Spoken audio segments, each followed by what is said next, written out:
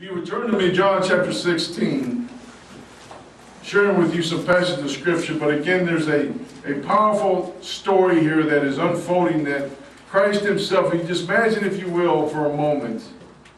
Christ has spent some time with his disciples in the upper room.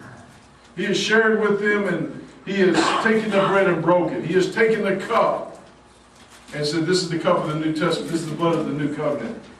And he has done all these things in remembrance of me, and he has shared with his disciples a precious and sacred moment. There's something I've learned in some 40 plus years in being in the church. As a young boy, I was sharing with some men, some chaplains this week. I said, at the age of 4, I was getting on a church bus. I said, God has been so precious to me along the way because it is so pertinent that God is a part of my life. It's not because I didn't have a family, I didn't have a mother and father. I had a wonderful mother and father, but it's something that they gave me the freedom to get on that bus to go worship God, to find God for myself. And I've come to realize how important that was. It was something not that they dictated. I went to church with them, but I would go to church by myself. But to say all that, can you imagine sitting with Christ in his upper room with his disciples? And as you grow, if you've gone through life and you've gone through and you've come to many churches and you've gone to different churches, but to have somebody within that congregation to get up and walk out in the midst of the service. For that very thing happened that night in the upper room. You find that as the disciples were there, and that which you do, you must do quickly, Judas Iscariot got up and left.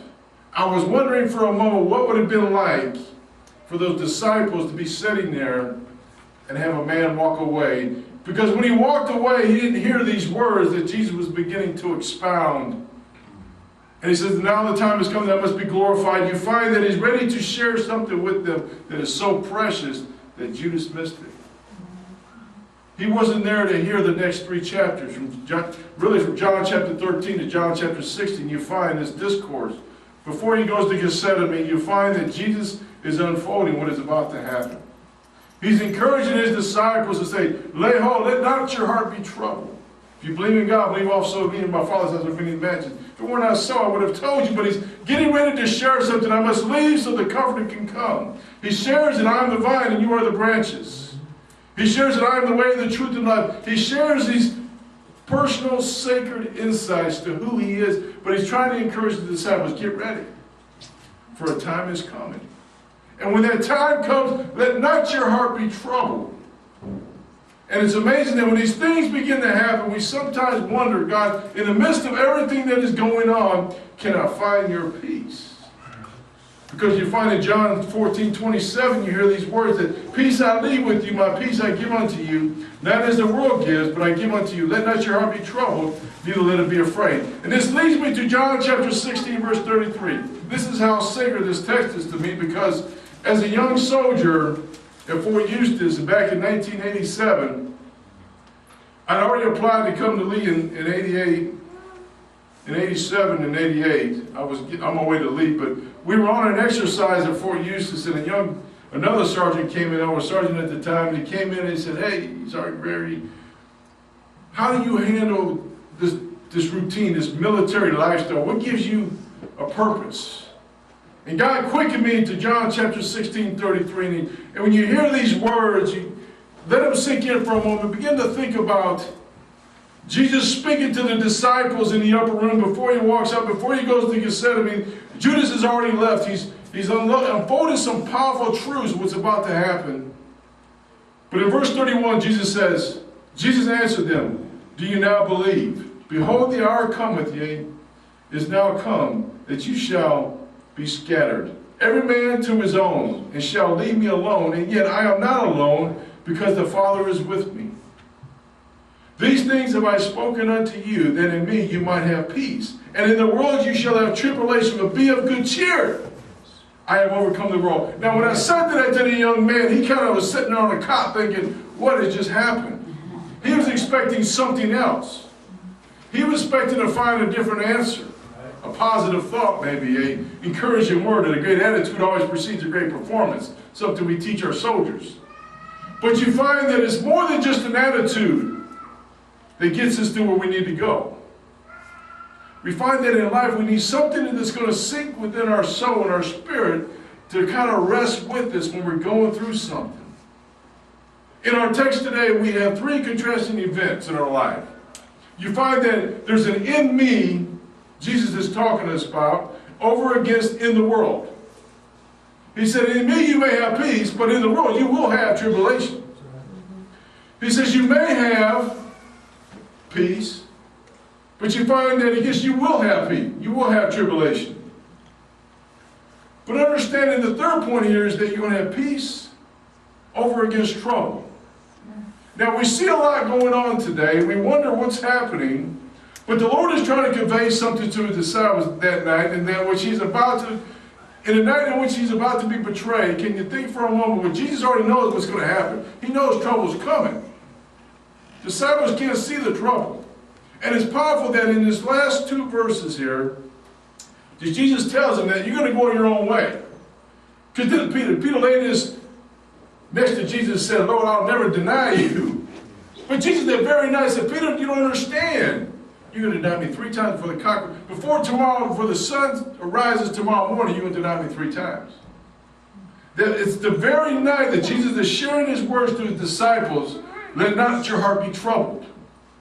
In me you will have peace, but in the world you will have tribulation. But he said, be of good cheer, for I have overcome the world. He's already seen the end before the beginning.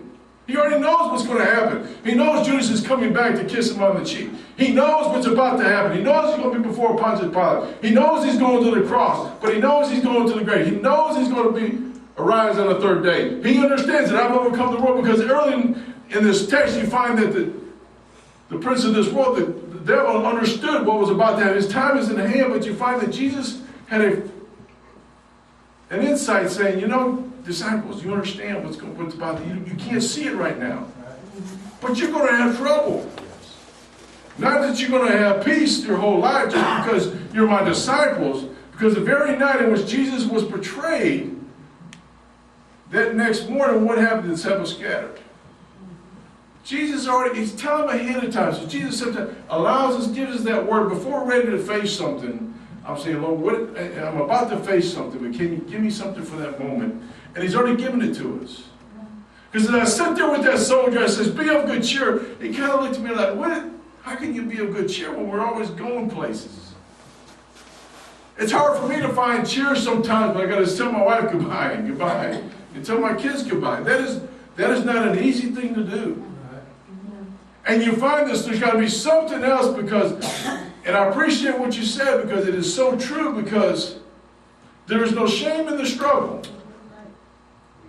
That is powerful insight. And that we as Christians, as fellow believers, we speak that to one another, encouraging us that, you know, if I walked away from my family and was happy about it, where's the trouble? The trouble may be in the relationship. I may be trying to get away from that because there's no peace. But when you have peace in a relationship, you don't want to look for the storm. That's right. You're not looking for that storm to come in and say, oh, I just love the storm. You're saying, Lord, in this moment of peace, I want to be at rest. Yeah. But you find when you're at rest, sometimes you find yourself doing those things we should not do. You find in Nehemiah chapter 9, talking about that there's a place of rest that Israel was in, but then they turned around and did that which was evil. But you know, it's amazing how as humans we sometimes wonder, I'm at rest with my God. I'm at rest, I'm at peace with my family, but then there's trouble all around me. But in this discourse, let me share with you some thoughts. What does in me have to do with peace? Jesus says, in me you might have peace. What does he mean that in the world you're going to have tribulation? I know that I am in the world, but what is he trying to get at? He said, I may have peace. What may have? Have you ever asked, Mother, may I have a piece of cake? Have you ever said, may I have your inheritance? May I have the keys to the car? May I have? We go through life saying, may I have this? That's a polite way to say, or may I have something?